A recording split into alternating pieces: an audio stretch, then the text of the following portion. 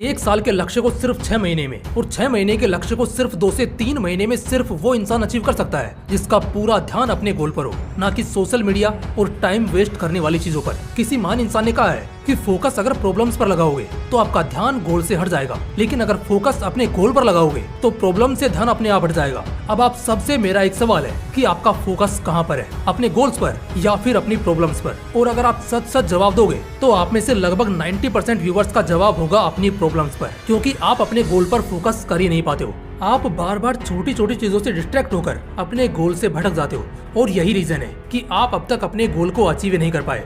But don't worry, अगर आप भी एक ऐसे इंसान हो जो बार बार अपने लक्ष्य से भटक जाता है और चाहकर भी अपने गोल पर मेहनत नहीं कर पाता है, फिर चाहे वह पढ़ाई करना हो, किसी स्किल को सीखना हो या फिर अपने बिजनेस को ग्रो करना हो, तो इस वीडियो को देखने के बाद आपकी फोकस ना कर पाने वाली प्रॉब्लम पूरे तरीके से खत्म हो जाएगी। और वीडियो के लास्ट में मैं आपको 4 ऐसे टेक्निक्स भी बताने वाला हूँ जिनको अप्लाई करके आप अपने फोकस को 10x तक इम्प्रूव कर सकते हो, जिसको बोलते हैं लेजर शार्प फोकस। लेकिन सबसे पहले हम ये समझते हैं कि आखिर हम बार बार जो यह फोकस वर्ड यूज कर रहे हैं इसका एक्चुअल में मतलब क्या होता है।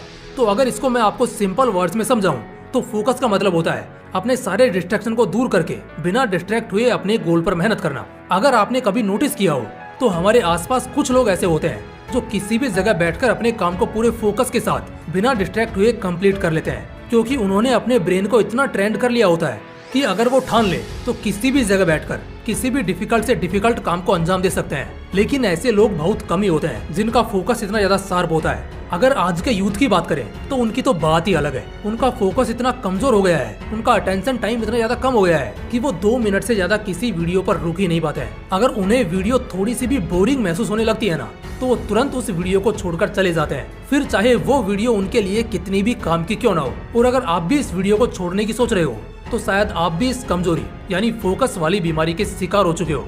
और क्या आपको पता है कि आपका अटेंशन टाइम इतना ज्यादा कम क्यों हो रहा है? क्यों आप एक 5 मिनट की वीडियो को भी कंप्लीट वॉच नहीं कर सकते हैं? तो इसका श्रेय जाता है इंस्टाग्राम रील्स और यूट्यूब शॉर्ट्स वीडियोस को, जिनको देखने की आपको लत लग चुकी है। और आपका अटेंशन टाइम इतना कम इसीलिए हो रहा है क्योंकि इंस्टाग्राम रील्स और यूट्यूब शॉर्ट्स पर आपको हर 25 से 30 सेकंड में कोई नई चीज देखने को मिलती है। हर बार कोई नया कंटेंट सामने आता है। इस कारण इन चीजों को देख देख कर आपके ब्रेन के अंदर डोपामिन हार्मोन रिलीज होता है, जो कि एक हैप्पी फील कराने वाला हार्मोन है। और ये हार्मोन एक एडिक्शन की तरह है जिसकी हमें लत लग जाती है। जबकि कोई इन्फॉर्मेटिव या एजुकेशनल वीडियो में इतना जल्दी कोई रिजल्ट नहीं मिलता है, क्योंकि वो वीडियो थोड़ी लॉन्ग होती है और उनको देखने पर हमें मजा नहीं आता है। यही कारण है कि हमारे ब्रेन के अंदर डोपामिन हार्मोन भी रिलीज नहीं होता है, जिसके कारण हमें खुशी नहीं मिलती है।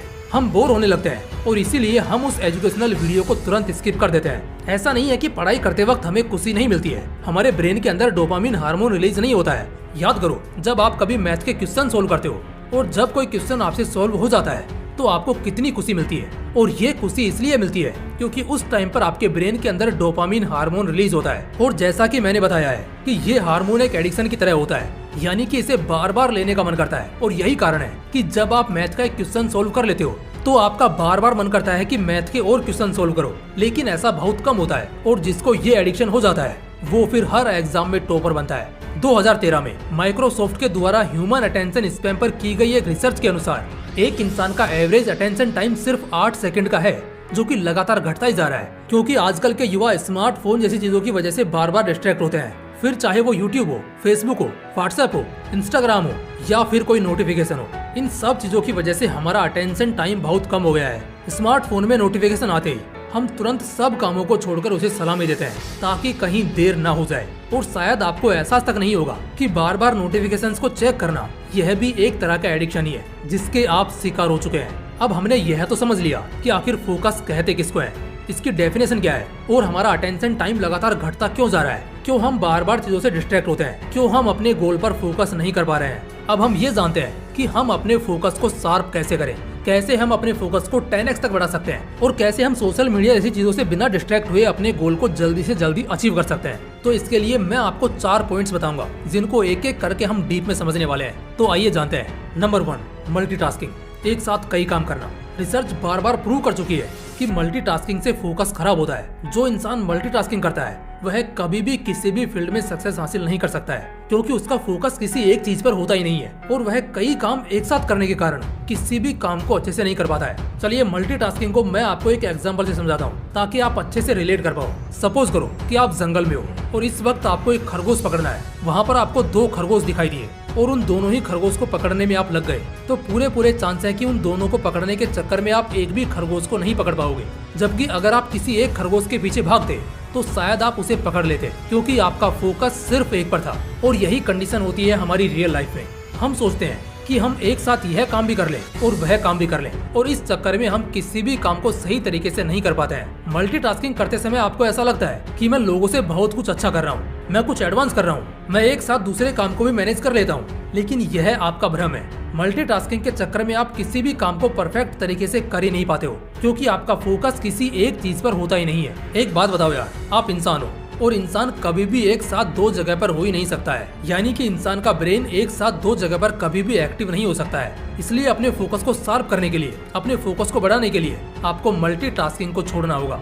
आपको एक समय पर सिर्फ एक ही काम करना होगा। फोकस कैसे बढ़ाना है is one thing, but focus कहाँ होना चाहिए ये भी उतना ही इम्पोर्टेंट है। फॉर एग्जाम्पल, अगर आप 12th ग्रेजुएट हो एंड आपको कोडिंग एंड एआई में इंटरेस्ट है, तो आपके लिए ये काफी सही समय है कि आप एक न्यू एज कॉलेज से बीटेक करो इन CS and AI। New age college से मेरा मतलब है कि वहाँ थ्योरी के साथ साथ practical learning, industrial exposure and international exposure पर फोकस होना चाहिए। जैसे आज के टाइम पर इंडिया का मोस्ट एडवांस कैरिकुलम यूज करने वाला एक कॉलेज जो बहुत अच्छे अचीवमेंट्स भी दे पा रहा है, वो है न्यूटन स्कूल ऑफ टेक्नोलॉजी। इनकी BTech in computer science and AI degree का कैरिकुलम खुद मांग कंपनीज के टेक प्रोफेशनल्स ने डिजाइन किया है। यहाँ स्टूडेंट्स फर्स्ट ईयर से ही कोर कोडिंग कॉन्सेप्ट्स जैसे AI वर्कशॉप और कॉम्प्लेक्स रोबोटिक्स प्रोजेक्ट सीखने लग जाते हैं। यहाँ स्टूडेंट्स को 6 मंथ की मैंडेटरी इंटर्नशिप मिलती है एंड लीडिंग टेक कंपनीज जैसे गूगल और माइक्रोसॉफ्ट के टेक लीडर से पर्सनल मेंटरशिप भी मिलती है। इसी के चलते यहाँ की एक फर्स्ट ईयर स्टूडेंट को गूगल एसोसिएट इंटर्नशिप लगी थी, और वो भी 1.25 लाख स्टाइपेंड के साथ। इतना ही नहीं, इनके एक और स्टूडेंट को ICPC रीजनल्स, जो कि दुनिया का बहुत ही प्रेस्टिजियस कोडिंग कॉन्टेस्ट है, उसमें 114th रैंक आया था। और एक स्टूडेंट तो इंडिया को रिप्रेजेंट करने वाला है विकिमीडिया हैकाथॉन में इन यूरोप। और अगर आप सोच रहे हो कि ये रेयर केसेस है, तो मैं आपको बताना चाहूंगा कि इनके काफी सारे फर्स्ट ईयर स्टूडेंट्स एवरेज 30 के पर मंथ स्टाइपेंड की इंटर्नशिप क्रैक कर रहे हैं। इसी के चलते न्यूटन स्कूल टेक्नोलॉजी की डिमांड विद इन 1 ईयर इतनी ज्यादा इंक्रीज हो गई है कि after their Delhi campus they have also launched A campus इन पुणे, जो काफी प्राइम लोकेशन में सिचुएटेड है with residential facilities, breakout spaces and almost all sports facilities like cricket, football and swimming pool.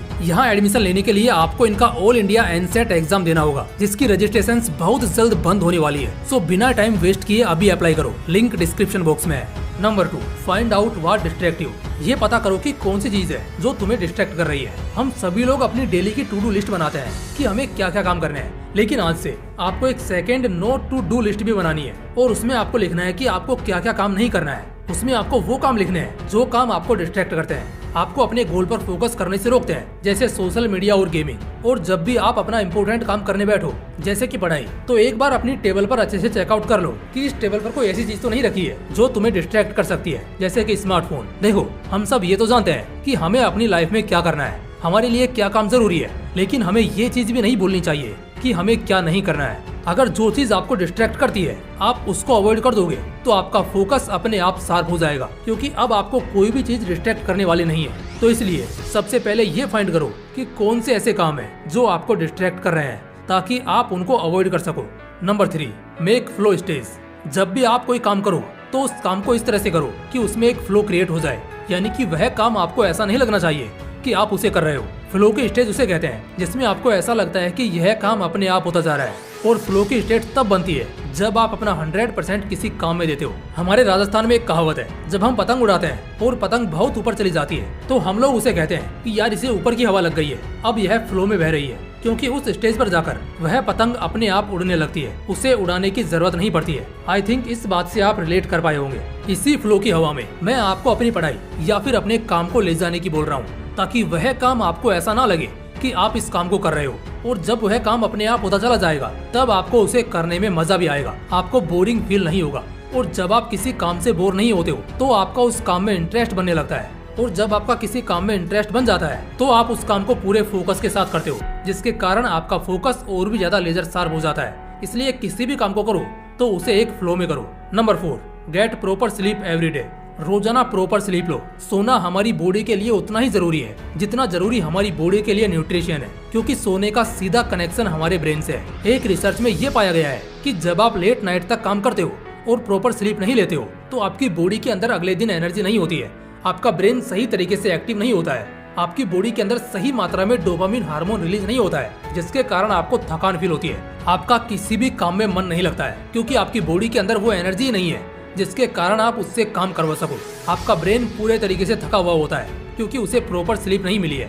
इस कारण आपको हर दिन प्रॉपर स्लीप जरूर लेनी चाहिए ताकि आप अगले दिन पूरे फोकस के साथ अपने काम को कर पाओ। अब मैं आपको ये नहीं बोलूंगा कि आपको 8 घंटे सोना चाहिए या फिर 6 घंटे सोना चाहिए, क्योंकि हर किसी की बॉडी का रूटीन अलग अलग होता है। किसी की बॉडी 6 घंटे में ही अपनी नींद पूरी कर लेती है तो किसी की 8 घंटे में भी नींद पूरी नहीं हो पाती है। लेकिन मैं आपको सजेस्ट करूंगा कि आपको कम से कम 6 घंटे की नींद तो जरूर लेनी चाहिए ताकि आप अगले दिन पूरे फोकस होकर काम कर सको।